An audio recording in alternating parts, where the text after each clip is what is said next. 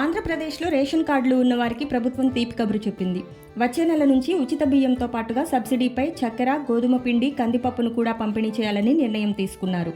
రాష్ట్రంలో బహిరంగ మార్కెట్లో నిత్యావసర సరుకుల ధరలు పెరగడంతో పేదలకు ఉపశమనం కలిగించేందుకు ఈ నిర్ణయం తీసుకున్నారు. ఈ మేరకు రాష్ట్ర వ్యాప్తంగా రాయితీ ధరలపై కందిపప్పు, పంచదార, గోధుమ పిండి సరఫరాను పునరుద్ధరించాలని పౌర సరఫరాల శాఖను ఆదేశించారు. అయితే ప్రభుత్వం ఆగస్టు నుంచి అక్టోబర్ వరకు 3 నెలలకు సరిపోయేలా నిత్యావసరాలను పంపిణీ చేయనుంది. బియ్యంతో పాటుగా కందిపప్పు, పంచదార, గోధుమ పిండి సరఫరా కోసం పౌర సరఫరాల శాఖ కాంట్రాక్టర్ల నుంచి ఇప్పటికే టెండర్లు ఆహ్వానించింది.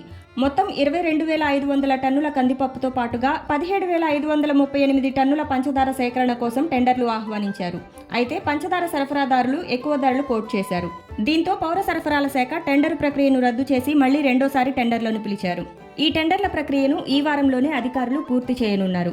వచ్చే నెల నుంచి కార్డుదారులకు రాయితీపై 67 రూపాయలకే కిలో కందిపప్పును అందిస్తారు. అలాగే అరకిలో చొప్పున చక్కెరను కూడా పంపిణీ చేస్తారు. గత ప్రభుత్వం రాష్ట్రంలోని కార్డుదారులందరికీ నాణ్యమైన బియ్యం, ఇతర రేషన్ సరుకులు ఇంటింటికి అందిస్తామని చెప్పారని, కానీ అందించలేకపోయారని కూటమి ప్రభుత్వం తెలిపింది. అయితే కూటమి ప్రభుత్వం అధికారంలోకి రాగానే పౌర సరఫరాల శాఖపై ప్రత్యేకంగా ఫోకస్ పెట్టారు. నిత్యావసర సరుకుల తూకంలో తేడాలు రావడంతో ప్రస్తుతానికి వాటిని ఆపేశారు. ఆ సమస్యల్ని పరిష్కరించి వచ్చే నెల నుంచి సరుకుల్ని పంపిణీ చేయనున్నారు. మరోవైపు రాష్ట్ర వ్యాప్తంగా నిత్యావసర సరుకులను రాయితీపై ప్రభుత్వం ఇప్పటికే అందజేస్తుంది. పౌర సరఫరాల శాఖ ఆధ్వర్యంలో రైతు బజార్లలో ప్రత్యేక కౌంటర్లు ఏర్పాటు చేసి బియ్యం, కందిపప్పు అందజేస్తున్నారు.